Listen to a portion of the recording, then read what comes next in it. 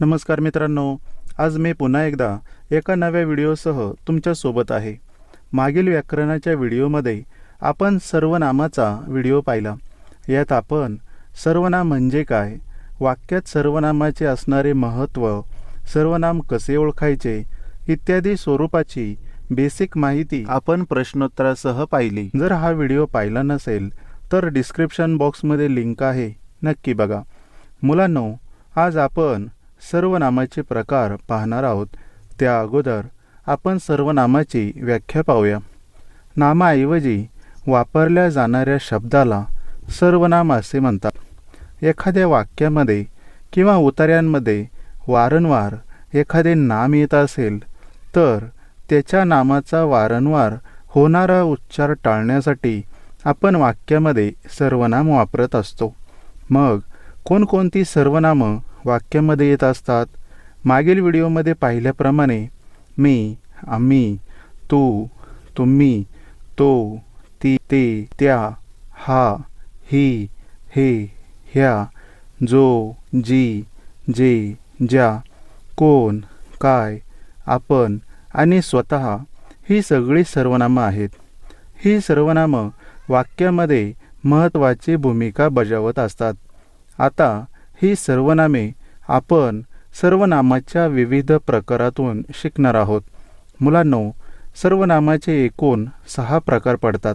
त्यातील पहिला प्रकार आहे पुरुषवाचक सर्वनाम, दुसरा प्रकार आहे दर्शक सर्वनाम, तिसरा प्रकार आहे संबंधी सर्वनाम, चौथा प्रकार आहे प्रश्नार्थक सर्वनाम, पाचवा आहे सामान्य किंवा अनिश्चित सर्वनाम आणि शेवटचा 6वा प्रकार आहे आत्मवाचक सर्वनाम। आता हे सर्व प्रकार आपण सविस्तरपणे पाहणार आहोत। पहिल्यांदा आपण पुरुषवाचक सर्वनामाविषयी पाहूया। मुलांनो, बोलणाऱ्याच्या किंवा लिहिणाऱ्याच्या दृष्टीने जगातील सर्व वस्तूंचे 3 गट पडतात। पहिला गट आहे बोलणाऱ्यांचा, दुसरा गट आहे ज्यांच्याशी आपण बोलतो किंवा लिहितो त्यांचा, आणि तिसरा आहे ज्यांच्याविषयी आपण बोलतो किंवा लिहितो त्या व्यक्ती किंवा वस्तूंचा। व्याकरणामध्ये यांना पुरुष असे म्हणतात, अर्थात यामध्ये स्त्रियांचाही समावेश होतो। या तिन्ही गटातील नामांबद्दल येणाऱ्या सर्व नामांना पुरुषवाचक सर्वनाम असे म्हणतात। मराठी वाक्यांमध्ये पुरुषवाचक नामाऐवजी जो शब्द वापरला जातो त्यास पुरुषवाचक सर्वनाम असे म्हणतात। मुलांनो, पुरुषवाचक सर्वनामाचे सुद्धा 3 प्रकार पडतात।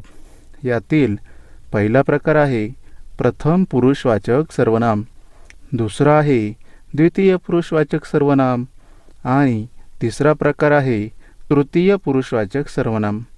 हे प्रकार लक्षात ठेवण्यासाठी प्रथम पुरुष, द्वितीय पुरुष आणि तृतीय पुरुष असं लक्षात ठेवलं तरी चालेल। आता प्रथम पुरुषवाचक सर्वनाम म्हणजे काय ते पहा। हा राजू आहे, आता तो काय सांगतो ते पहा। मी अभ्यास करतो। आपण शाळेला जाऊया। आम्ही एकत्र फिरायला जातो। आता बघा, राजूने आपल्याला येथे 3 वाक्य सांगितलेली आहेत।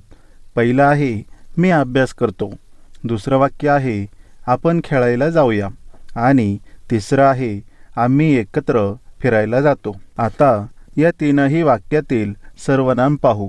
पहिल्या वाक्यामध्ये मी हे एकवचनी सर्वनाम आहे।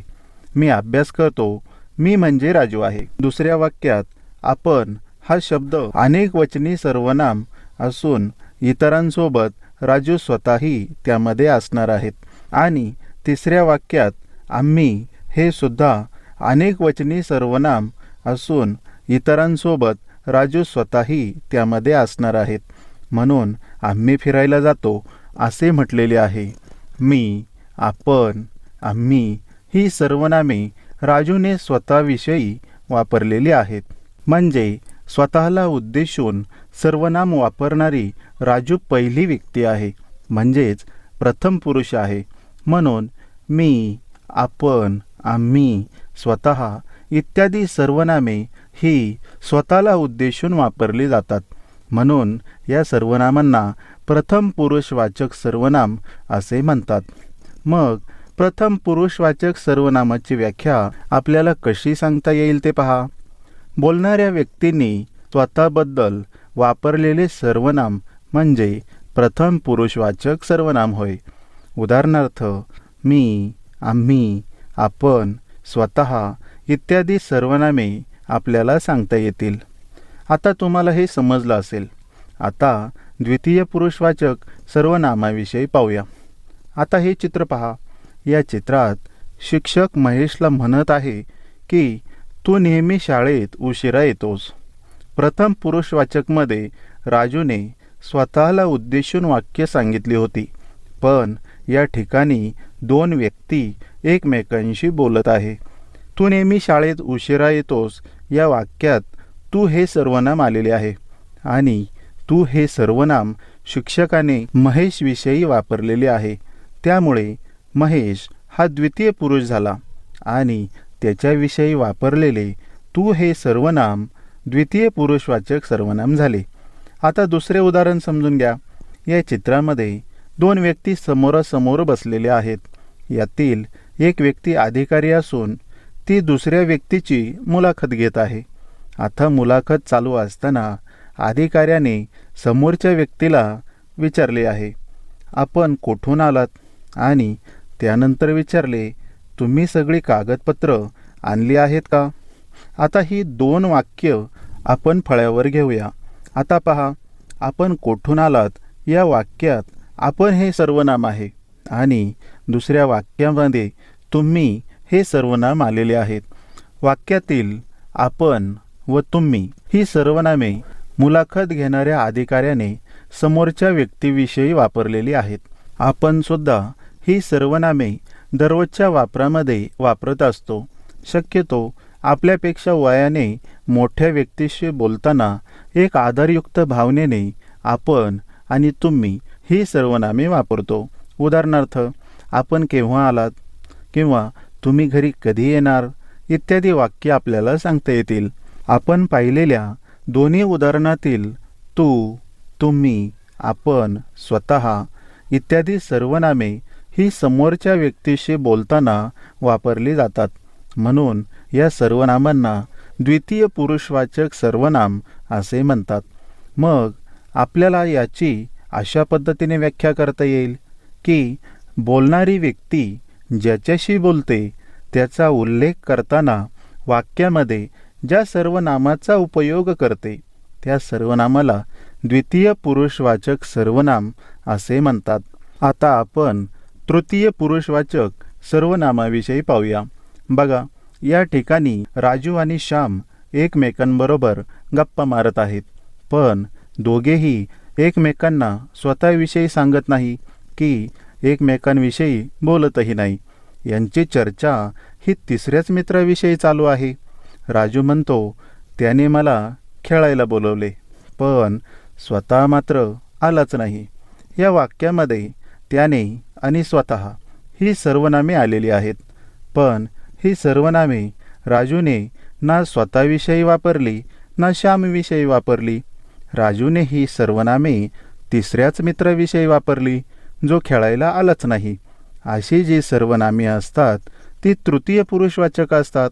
याची व्याख्या करताना आपल्याला असे सांगता येईल की जेव्हा बोलणारी व्यक्ती दुसऱ्या व्यक्तीशी बोलताना तिसऱ्या व्यक्तीचा उल्लेख करण्यासाठी ज्या ज्या सर्वनामांचा उपयोग करते त्या सर्वनामांना तृतीय पुरुषवाचक सर्वनाम असे म्हणतात.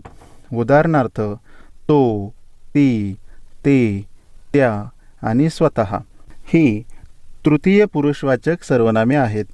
पुरुषवाचक सर्वनामाचे तिन्ही प्रकार लक्षात ठेवायचे म्हटल्यावर ते असे ठेवा.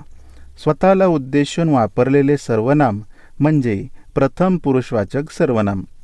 समोरच्या किंवा ज्याच्याशी बोलायचे त्या व्यक्तीला उद्देशून वापरलेले सर्वनाम म्हणजे द्वितीय पुरुषवाचक सर्वनाम आणि तिसऱ्या व्यक्तीला उद्देशून वापरलेले सर्वनाम म्हणजे तृतीय पुरुषवाचक सर्वनाम.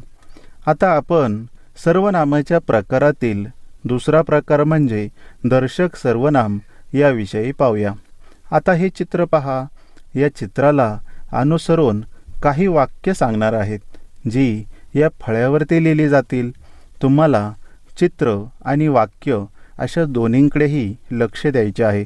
आता बघा, ही मांजर आहे, ती गाय आहे, हे झाड आहे, ते झाड आहे, हा फळ आहे, ते पक्षी आहेत. हे झाली चित्राला अनुसरून आपली 6 वाक्य. आता पुढे समजून घ्या. या 6 वाक्यात आपण सर्वनामाचा वापर केलेला आहे. या वाक्यांमध्ये ही, ती, हे, ते, हा ही सर्वनामे वापरलेली आहेत. आता पहिली 2 वाक्य बघा. पहिलं वाक्य आहे, ही मांजर आहे, आणि दुसरं वाक्य आहे, ती गाय आहे. जेव्हा आपण ही मांजर आहे असे म्हणतो, तेव्हा मांजर आपल्या जवळ असल्याचे जाणवते. आणि चित्रात बघा, ही मांजरसुद्धा मुलीच्या जवळच आहे. त्यामुळे ही हे सर्वनाम वापरल्यावर एखादी वस्तू जवळ असल्याचे समजते. या उलट ती गाय आहे हे वाक्य म्हटल्यावर गाय दूर अंतरावर असल्याचे समजते. आणि चित्रातील मुलीपासून सुद्धा गायीचे अंतर हे मांजरीपेक्षा लांब असल्याचे दिसते. ती हे सर्वनाम वापरल्यावर एखादी वस्तू आपल्यापासून दूर अंतरावर असल्याचे जाणवते. अशीच पुढची वाक्य आता बघा. तिसरं वाक्य आहे, हे झाड आहे, आणि चौथं वाक्य आहे, ते झाड आहे. चित्रातील मुलगीसुद्धा आपल्याला झाड दाखवताना दिसते आहे. जेव्हा हे झाड आहे असे म्हटले जाते, तेव्हा तिच्या जवळचे झाड आपल्याला असल्याचे समजते. आणि ते झाड आहे असे म्हटल्यावर दूर अंतरावरचे झाड असल्याचे दिसते. अशाच प्रमाणे हा फळा आहे म्हटल्यावर तो जवळ असल्याचे जाणवते. तर ते पक्षी आहे असं म्हटल्यावर दूर आकाशात पक्षी उडत असल्याचे समजते. वाक्यामध्ये या सर्वनामांमुळे आपल्याला एखादी वस्तू जवळ किंवा दूर अंतरावर असल्याचे समजते. ही सगळी दर्शक सर्वनामे आहेत. आता दर्शक सर्वनामाची व्याख्या आपल्याला अशा पद्धतीने करता येईल. जवळची किंवा दूरची वस्तू दाखविण्याकरिता जे सर्वनाम वापरले जाते त्यास दर्शक सर्वनाम असे म्हणतात. उदाहरणार्थ, हा, ही, हे, तो, ती, ते, त्या, येथे, तेथे इत्यादी सगळी दर्शक सर्वनामे आहेत. या वापरामुळे एखादी वस्तू जवळ किंवा दूर असल्याचे समजते. आता आपण सर्वनामाचा तिसरा प्रकार म्हणजे संबंधी सर्वनाम याविषयी पाहूया. मुलांनो, आता फळ्यावर आपण वाक्य लिहिणार आहे, तेव्हा लक्षपूर्वक पहा. जो प्रयत्न करतो त्याला यश मिळतेच. मुलांनो, या वाक्यात जो हे सर्वनाम आलेले आहे आणि त्याला हे सुद्धा विभक्ती प्रत्यय जोडलेले सर्वनाम आहे. म्हणजे त्या या शब्दाला ला हा प्रत्यय जोडलेला असल्याने त्याला हा शब्द तयार झाला. आणि त्या हे सर्वनाम मागाशी पाहिल्याप्रमाणे दर्शक सर्वनाम आहे. म्हणजे वाक्यात जो आणि त्याला ही 2 सर्वनामे आहेत. सर्वात महत्त्वाचे म्हणजे फळ्यावर लिहिलेले वाक्य वाचल्यावर जो प्रयत्न करतो त्याला यश मिळते. ही 2 स्वतंत्र वाक्य वेगवेगळी वाक्य एकमेकांना जोडल्यासारखी वाटतात, म्हणजे मिश्र वाक्यांसारखी वाटतात. जो प्रयत्न करणार आहे त्यालाच यश मिळणार आहे. त्याला म्हणजे कोणाला? तर जो प्रयत्न करणार आहे त्याला. वाक्यात येणारी ही दोन्ही सर्वनामे एकमेकांवर अवलंबून असल्याचे दिसते. जो हे सर्वनाम त्याला या दर्शक सर्वनामाशी संबंध असल्याचे दाखवते. म्हणून जो हे सर्वनाम हे संबंधी सर्वनाम आहे. संबंधी सर्वनामे ही वाक्यामध्ये पुढे येत असतात. हे सर्वनामे ही मिश्र वाक्यातच येतात. जसे जो करील तो भरील या वाक्यामध्ये जो आणि तो ही सर्वनामे आलेली आहेत. तो हे दर्शक सर्वनाम आहे, तर सुरुवातीला आलेले जो हे सर्वनाम संबंधी सर्वनाम आहे, कारण जो हे सर्वनाम तो या सर्वनामाशी संबंध दाखवते. आता आपण सर्वनामाचा चौथा प्रकार म्हणजे प्रश्नार्थक सर्वनाम याविषयी पाहूया. मुलांनो, आपल्या शाळेमध्ये मित्रांसोबत, आपल्या घरी एकमेकांसोबत बोलताना आपण सतत प्रश्न विचारत असतो. असे प्रश्न विचारण्यासाठी सुद्धा आपण सर्वनामांचा वापर करत असतो. उदाहरणार्थ, तुला काय पाहिजे, तेथे कोण आहे, तुझ्याकडे किती रुपये आहेत, तू कोठे जातोस इत्यादी वाक्यांमध्ये प्रश्न विचारण्यासाठी काय, कोण, किती, कोठे इत्यादी सर्वनामे वापरण्यात आलेली आहेत. वाक्यात प्रश्न विचारण्यासाठी वापरण्यात येणाऱ्या सर्वनामांना प्रश्नार्थक सर्वनाम असे म्हणतात. उदाहरणार्थ, कोण, कुणास, काय, कोणी, कोणाला, कुठे, किती इत्यादी सर्व प्रश्नार्थक सर्वनामांची उदाहरणे सांगता येतील. पाचवा प्रकार म्हणजे सामान्य किंवा अनिश्चित सर्वनाम याविषयी समजून घेऊया. मुलांनो, सर्वनामे आपण वाक्यामध्ये नामाऐवजी वापरत असतो. आताच आपण प्रश्नार्थक सर्वनामामध्ये पाहिले की कोण, काय, किती, कोणाला इत्यादी सर्वनामे ही वाक्यामध्ये आपण प्रश्न विचारण्यासाठी वापरतो. पण कधीकधी अशी सर्वनामे प्रश्नार्थक वाक्याव्यतिरिक्त इतर वाक्यांमध्ये सुद्धा वापरली जातात. तेथे त्यांचा वापर प्रश्न विचारण्यासाठी होत नाही. पण मुलांनो, गत अशी की ही सर्वनामे प्रश्नार्थक वाक्याव्यतिरिक्त इतर वाक्यांमध्ये वापरल्यास ती कोणत्या नामाबद्दल वापरण्यात आलेली आहे तेच आपल्याला समजत नाही. बघा, आहे ना गंमत. आता याच उदाहरणाचं बघा. वाक्य आहे, त्या पेटीत काय आहे ते सांग. मुलांनो, आता गंमत बघा. या वाक्यात सुद्धा काय हे सर्वनाम आलेले आहे. हे वाक्य सुद्धा प्रश्नार्थक नाही आणि ते पेटीतल्या कोणत्या वस्तूबद्दल किंवा कोणत्या नामाबद्दल वापरले आहे ते सुद्धा समजत नाही. त्या पेटीत काय आहे ते सांग असे म्हटल्यावर ती पेटी बंद असल्याचे जाणवते आणि त्या पेटीत काय आहे ते पण आपल्याला माहीत नाही. म्हणजे आपल्याकडं कोणतेच उत्तर राहत नाही. असेच दुसरे उदाहरण बघा. आणि वाक्य आहे, कोणी कोणाला हसू नये. या वाक्यामध्ये दोन सर्वनामे आलेली आहेत, कोणी आणि कोणाला. या सर्वनामांचा वापर येथे केलेला आहे. येथे आपल्याला प्रश्न विचारलेला नाही, त्यामुळे हे वाक्य प्रश्नार्थक सर्वनामामध्ये येणार नाही. वरील वाक्याप्रमाणेच हे वाक्य आहे. कोणी कोणाला हसू नये असे वाक्य म्हटल्यावर हे वाक्य कोणाला उद्देशून म्हटले आहे तेच समजत नाही. म्हणजे ते कोणत्या नामाविषयी वापरले आहे ते आपल्याला सांगता येत नाही. असेच हे पुढचे उदाहरण आहे. आणि वाक्य आहे, शिक्षक काय सांगतात त्याकडे नीट लक्ष ठेवा.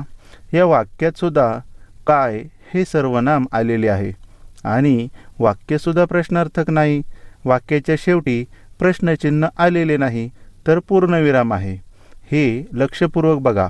शिक्षक काय सांगतात त्याकडे नीट लक्ष ठेवा असे वाक्य वाचल्यावर शिक्षक नेमके काय सांगत आहे किंवा कोणत्या विषयाबद्दल सांगत आहे हे समजत नाही. मुलांनो, लक्षात घ्या. कोण, काय, कुठे, कोणाला इत्यादी सर्वनामे वाक्यात जेव्हा प्रश्न विचारण्यासाठी वापरली जात नाही आणि इतर वाक्यात जर त्यांचा वापर झाला तर त्यातून आपल्याला ती कोणत्या नामाबद्दल वापरली आहे हे जर समजत नसेल तर अशी वाक्य ही सामान्य सर्वनाम किंवा अनिश्चित सर्वनामाची आहे हे समजून घ्या. महत्त्वाचे म्हणजे अशा वाक्यात वाक्याच्या शेवटी प्रश्नचिन्ह येणार नाही. आता आपल्याला सामान्य किंवा अनिश्चित सर्वनामाची व्याख्या खालीलप्रमाणे करता येईल. कोणी, काय, कोणाला इत्यादी सर्वनामे वाक्यात प्रश्न विचारण्यासाठी न येता ती कोणत्या नामाबद्दल आली आहेत हे निश्चित सांगता येत नाही, तेव्हा त्यांना अनिश्चित सर्वनाम असे म्हणतात. आपल्याला दुसरीसुद्धा व्याख्या अशी सांगता येईल.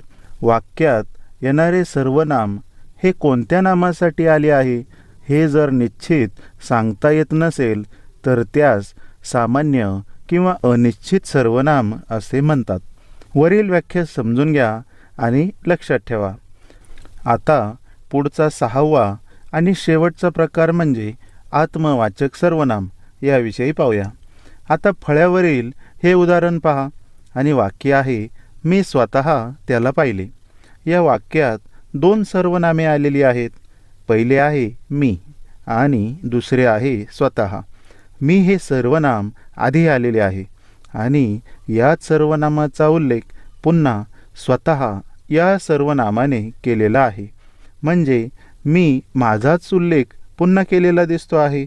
मी हे सर्वनाम माझ्याविषयी वापरले आहे आणि स्वतः हे सर्वनामसुद्धा माझ्याच विषयी वापरण्यात आलेले आहे. स्वतःविषयीचा उल्लेख करताना वापरले जाणारे सर्वनाम असल्याने ते आत्मवाचक सर्वनाम होते. आत्मवाचक सर्वनामाची व्याख्या आपल्याला खालीलप्रमाणे सांगता येईल. एकाच वाक्यात आधी आलेल्या नामाचा किंवा सर्वनामाचा पुन्हा उल्लेख करताना ज्या सर्वनामाचा उपयोग होतो त्याला आत्मवाचक सर्वनाम असे म्हणतात. उदाहरणार्थ, राहुलने स्वतः त्याला समजावले होते. या वाक्यात स्वतः हे आत्मवाचक सर्वनाम आलेले आहे आणि ते वाक्यात राहुल या आधी आलेल्या नामाविषयी वापरलेले आहे. स्वतः या सर्वनामाने राहुलचाच पुन्हा वाक्यामध्ये उल्लेख केलेला आहे. या वाक्यात थोडा बदल करून पुन्हा आपल्याला प्रश्न विचारले जाऊ शकतात. बघा, राहुलने स्वतः त्याला समजावले होते. यात राहुलऐवजी मी या सर्वनामाचा वापर करून वाक्य विचारू शकतात. मी स्वतः त्याला समजावले होते असे वाक्य होईल. मग स्वतः या आत्मवाचक सर्वनामाने मी या सर्वनामाचा वाक्यात पुन्हा उल्लेख केलेला आहे. असेच दुसरे उदाहरण बघा. तू स्वतः गाडी चालवशील का? तो आपण होऊन माझ्याकडे आला. या उदाहरणांमध्ये स्वतः आणि आपण ही आत्मवाचक सर्वनामे आहेत हे लक्षात घ्या. ही सर्वनामे नाम अथवा सर्वनामाचा वाक्यामध्ये पुन्हा उल्लेख करतात. या सर्वनामाविषयी लक्षात घ्या. थोडा बारकाईने अभ्यास केला तर आपण आणि स्वतः ही सर्वनामे पुरुषवाचक सर्वनामामध्येही येतात आणि आत्मवाचक सर्वनामामध्येही येतात. मग कसे बरे लक्षात ठेवायचे? तर बघा, आपण हे सर्वनाम जर आम्ही या अर्थाने वाक्यामध्ये आले तर ते प्रथम पुरुषवाचक आहे. उदाहरणार्थ, आपण अभ्यास केला तर पास होऊ. यात आपण हे सर्वनाम आम्ही या अर्थाने आलेले आहे म्हणून ते प्रथम पुरुषवाचक आहे. आणि आपण हे सर्वनाम जर वाक्यामध्ये तुम्ही या अर्थाने आले तर ते द्वितीय पुरुषवाचक आहे. उदाहरणार्थ, आपण माझे काम करावे या वाक्यामध्ये आपण हे सर्वनाम तुम्ही या अर्थाने आलेले आहे. आपण माझे काम करावे असे जरी वाक्य असले तरी ते तुम्ही माझे काम करावे असा अर्थ वाक्याचा लागतो. समोरच्या व्यक्तीला उद्देशून म्हटलेले आहे त्यामुळे हे द्वितीय पुरुषवाचक सर्वनाम आहे. तसेच आपण हे सर्वनाम वाक्यात जर स्वतः या अर्थाने आले तर ते आत्मवाचक सर्वनाम आहे असे समजावे. उदाहरणार्थ, आपले काम आपण करावे या वाक्यात दुसऱ्यांदा आलेले आपण हे सर्वनाम स्वतः या अर्थाने वाक्यामध्ये आलेले आहे. म्हणजे आपले काम आपण करावे म्हणजे आपण स्वतः ते करावे असा त्याचा अर्थ आहे. म्हणून हे आत्मवाचक सर्वनाम आहे. अशाच पद्धतीने स्वतः हे सर्वनामसुद्धा पुरुषवाचक सर्वनामाच्या तिन्ही प्रकारांमध्ये वापरले जाते. यासाठी आपल्याला सर्वनामाचे सर्व प्रकार, त्यांचे उपप्रकार, त्यांची व्याख्या आणि उदाहरणे व्यवस्थित समजावून घेणे गरजेचे आहे. यांच्या जोडीला तुम्हाला पुस्तकात अशी वाक्ये शोधावी लागतील, त्यांचा सराव करावा लागेल. आता आपण यावर आधारित काही प्रश्न प्रकार पाहूया. प्रश्न पहिला, खालील वाक्य सर्वनामाच्या कोणत्या प्रकारातील आहे ते ओळखा. आणि पहिलं वाक्य आहे, तुमच्यापैकी कोण धडा वाचणार? आणि उत्तराचे पर्याय आहेत. पर्याय क्रमांक 1 आत्मवाचक सर्वनाम, दुसरा आहे संबंधी सर्वनाम, तिसरा आहे प्रश्नार्थक सर्वनाम आणि चौथा पर्याय आहे सामान्य किंवा अनिश्चित सर्वनाम. आता हे वाक्य सर्वनामाच्या कोणत्या प्रकारात येते ते सांगा. प्रश्नार्थक सर्वनाम. बरोबर.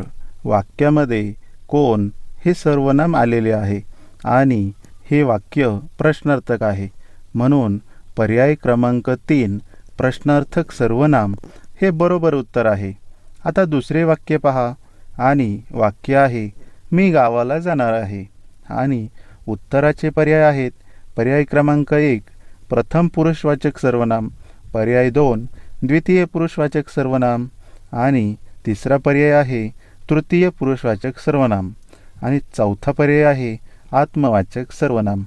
या वाक्याचे बरोबर उत्तर सांगा. प्रथम पुरुषवाचक सर्वनाम. बरोबर. या वाक्यात मी हे सर्वनाम असून ते प्रथम पुरुषवाचक आहे. आता तिसरे वाक्य पहा आणि वाक्य आहे तो आमचा बंगला आहे आणि उत्तराचे पर्याय आहेत पर्याय क्रमांक 1 संबंधी सर्वनाम, पर्याय दुसरा आत्मवाचक सर्वनाम, पर्याय तिसरा आहे सामान्य सर्वनाम आणि पर्याय चौथा आहे दर्शक सर्वनाम. आता या वाक्याचे बरोबर उत्तर सांगा. दर्शक सर्वनाम. बरोबर.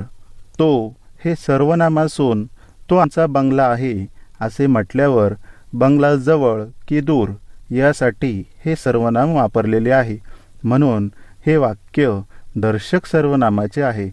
आता पुढचे वाक्य आहे तुम्ही स्वतःला काय समजतात आणि उत्तराचे पर्याय आहेत पर्याय क्रमांक 1 संबंधी सर्वनाम, पर्याय 2 आत्मवाचक सर्वनाम, पर्याय 3 सामान्य सर्वनाम आणि पर्याय 4 दर्शक सर्वनाम.